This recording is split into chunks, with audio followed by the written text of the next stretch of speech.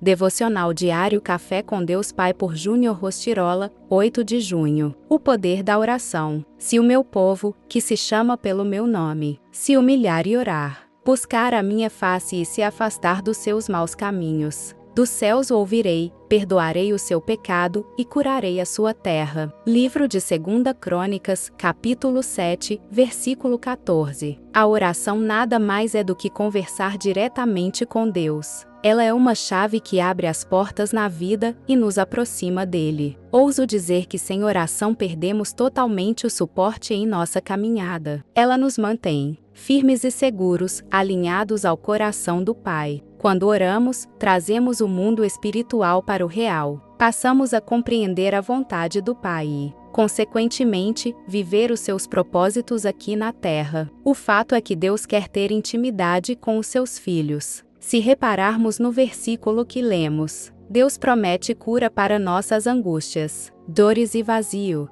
Isso é incrível. Basta reconhecermos que sem Ele não somos nada, e nos afastarmos de tudo que nos separa dele. Eu o desafio a viver na dependência de Deus Pai. Entregue suas lutas a Ele. Mesmo que você esteja cansado, decida chamar pelo seu nome, pois, com certeza, Ele trará paz e alívio à sua alma. Quando oramos, construímos uma ponte entre o natural e o sobrenatural. Você tem noção de quanto isso é poderoso? Desde os meus 13 anos, quando aceitei o convite para visitar uma igreja e tive um encontro real com Deus Pai, entendi essa verdade. Minha história foi transformada para sempre, e pude tomar posse das verdades de Deus para minha vida. Você tem a chave da vitória em suas mãos. Não sei como você tem vivido, mas hoje pode ser um dia de mudança. Invista ainda mais em seu tempo com Deus. Tire um momento todos os dias para orar, seja grato, e veja a transformação chegar em sua vida. Frase do dia: quando vivemos um relacionamento com Deus, sabemos quando Ele está batendo em nossa porta. Leitura bíblica, livro de Atos capítulo 2, palavra-chave, oração. Atos capítulo 2, o Espírito Santo desce no Pentecostes. Chegando o dia de Pentecoste, estavam todos reunidos num só lugar. De repente veio do céu um som, como de um vento muito forte, e encheu toda a casa na qual estavam assentados. E viram o que parecia línguas de fogo, que se separaram e pousaram sobre cada um deles. Todos ficaram cheios do Espírito Santo e começaram a falar noutras línguas, conforme o Espírito os capacitava. Havia em Jerusalém judeus, devotos a Deus, vindos de todas as nações do mundo. Ouvindo-se o som, ajuntou-se uma multidão que ficou perplexa, pois cada um os ouvia falar em sua própria língua. Atônitos e maravilhados, eles perguntavam: acaso não são galileus todos estes homens que estão falando? Então, como os ouvimos, cada um de nós, em nossa própria língua materna?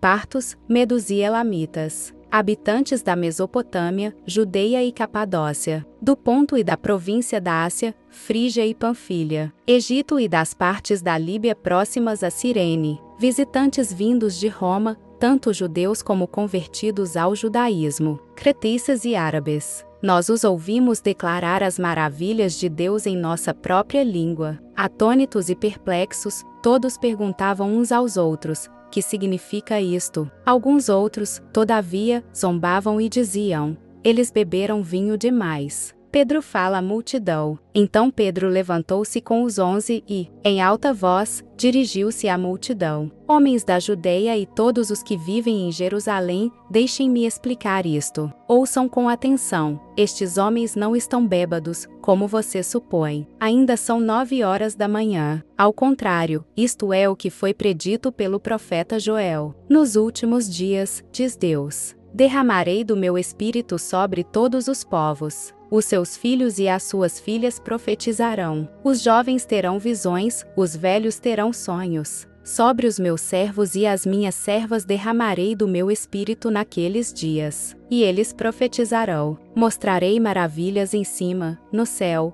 e sinais embaixo, na terra: sangue, fogo e nuvens de fumaça. O sol se tornará em trevas e a lua em sangue, antes que venha o grande e glorioso dia do Senhor. e todo aquele que invocar o nome do Senhor será salvo. Israelitas, ouçam estas palavras. Jesus de Nazaré foi aprovado por Deus diante de vocês por meio de milagres, maravilhas e sinais que Deus fez entre vocês por intermédio dele. Como vocês mesmos sabem, este homem foi entregue por propósito determinado e pré-conhecimento de Deus. E vocês, com a ajuda de homens perversos, o mataram, pregando na cruz. Mas Deus o ressuscitou dos mortos, rompendo os laços da morte, porque era impossível que a morte o retivesse. A respeito dele, disse Davi: Eu sempre via o Senhor diante de mim. Porque ele está à minha direita, não serei abalado. Por isso o meu coração está alegre e a minha língua exulta. O meu corpo também repousará em esperança. Porque tu não me abandonarás no sepulcro, nem permitirás que o teu santo sofra decomposição. Tu me fizeste conhecer os caminhos da vida, e me encherás de alegria na tua presença. Irmãos, posso dizer com franqueza que o patriarca Davi morreu e foi sepultado, e o seu túmulo está entre nós até o dia de hoje. Mas ele era profeta e sabia que Deus lhe prometera sob juramento que poria um dos seus descendentes no trono. Prevendo isso, falou da ressurreição do Cristo, que não foi abandonado no sepulcro e cujo corpo não sofreu decomposição. Deus ressuscitou este Jesus, e todos nós somos testemunhas desse fato, exaltado à direita de Deus. Ele recebeu do Pai o Espírito Santo, prometido, e derramou o que vocês agora veem e ouvem. Pois Davi não subiu aos céus, mas ele mesmo declarou: O Senhor disse ao meu Senhor: Senta-te à minha direita até que eu ponha os teus inimigos como estrado para os teus pés. Portanto, que todo o Israel fique certo disto: este Jesus, a quem vocês crucificaram, Deus o fez Senhor e Cristo. Quando ouviram isso, ficaram aflitos em seu coração e perguntaram a Pedro e aos outros apóstolos: Irmãos, que faremos? Pedro respondeu: Arrependam-se, e cada um de vocês seja batizado em nome de Jesus Cristo, para perdão dos seus pecados, e receberão o dom do Espírito Santo, pois a promessa é para vocês, para os seus filhos e para todos os que estão longe, para todos quantos o Senhor, o nosso Deus, chamar. Com muitas outras palavras os advertia e insistia com eles: Salvem-se desta geração corrompida. A fraternidade dos crentes. Os que aceitaram a mensagem foram batizados, e naquele dia houve um acréscimo de cerca de 3.000 pessoas. Eles se dedicavam ao ensino dos apóstolos e à comunhão, ao partir do pão e às orações. Todos estavam cheios de temor, e muitas maravilhas e sinais eram feitos pelos apóstolos. Os que criam mantinham-se unidos e tinham tudo em comum. Vendendo suas propriedades e bens, distribuíam a cada um conforme a sua necessidade.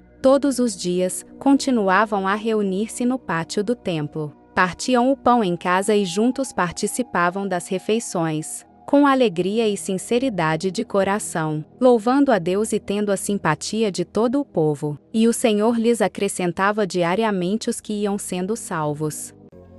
Se você tem gostado do conteúdo desse canal, não se esqueça de deixar o seu like, se inscrever e compartilhar esse vídeo com quem você ama. Te espero no próximo vídeo. Até lá!